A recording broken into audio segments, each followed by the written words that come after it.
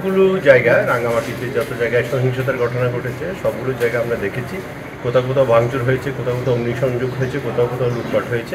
সবগুলো আমরা নিজেরা পায়ে হেঁটে গিয়ে একবার প্রতিটা স্থান ভিজিট করেছি। আমাদের তদন্ত কমিটির বাকি দিন আমাদের এদিকে আসুন, আমাদের অতিরিক্ত জেলা ম্যাজিস্ট্রেট এবং আমাদের পুলিশ সুপার সহ আমাদের কমিটিতে আছেন, ওনারা সহ আমরা ভিজিট করেছি।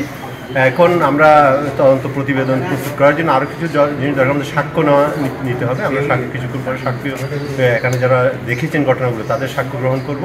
সাক্ষ্য গ্রহণ করে আরও কিছু আমাদের ভিডিও ফুটেজ, ছবি এগুলো আমরা সংগ্রহ করে আমরা আগামী সপ্তাহে ফুল কমিটির একটা মিটিং করে আমরা একটা তদন্ত প্রতিবেদন প্রস্তুত করে আমরা এটা বিভাগীয় কমিশনারের মাধ্যমে সরকারের কাছে প্রেরণ করব এবং এখানে আমরা সুপারিশ প্রণয়ন করবো দিব যাতে এই ধরনের ঘটনা পুনরাবৃত্তি না হয়। তার জন্য কী করে যে এই সুপারিশগুলো আমরা দেওয়ার চেষ্টা করব। স্যার, ঘটনাটা আকস্মিক ঘটেছিল, অনেকে বলছে পূর্ব পরিকল্পিত, অনেকে বলছে ষড়যন্ত্র আছে। আসলে এই ঘটনার সিমটম দেখে আপনাদের কি মনে হচ্ছিল? এটা আমার মনে হচ্ছে যে হঠাৎ করে এটা মিছিল থেকেই কিছু লোকজন উচ্ছৃঙ্খল হয়ে গেছে এবং মিছিল থেকে উচ্ছৃঙ্খল হয়ে গেলে তাদেরকে আসলে গাইড দেওয়ার মতো তেমন বোধহয় কেউ ছিল না, যে যার মতো কাজগুলো করে ফেলেছে এবং নেতৃত্বহীনভাবে কাজগুলো হয়েছে। আমার কাছে এরকমই মনে হচ্ছে আপাতত দৃষ্টিতে। হঠাৎ করে মিছিল থেকে একটা জিনিস উচ্ছৃঙ্খল হয়ে গেলে, একটা মিছিল থেকে জনতা যখন উচ্ছৃঙ্খল হয়ে যায় তখন আর কেউর উপর নিয়ন্ত্রণ থাকে না। আমার কাছে মনে হচ্ছে হঠাৎ করে মিছিল এসেছে, আবার এই দিক থেকে হয়তো আরও অন্য লোকজন জড়ো হয়ে গেছে এবং বিভিন্ন ধরনের লোক বিভিন্ন জায়গা থেকে এসে যেহেতু জড়ো হয়েছে তাদের মধ্যে নেতৃত্বের অভাব ছিল, কেউ কন্ট্রোল করতে পারেনি।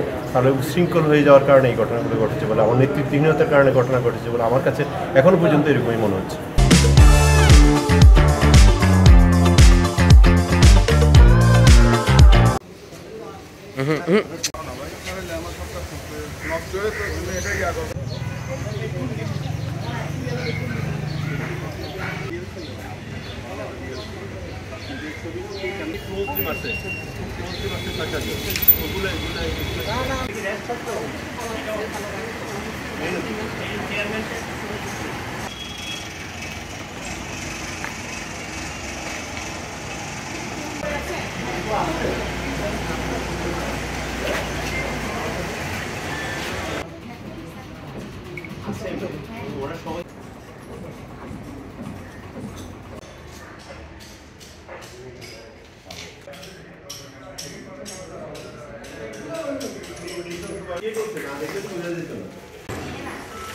মানে এখানে স্যার দিয়েছিল মানে আগুন চিন্তার সাথে এগুলো আপনারা করে নিন।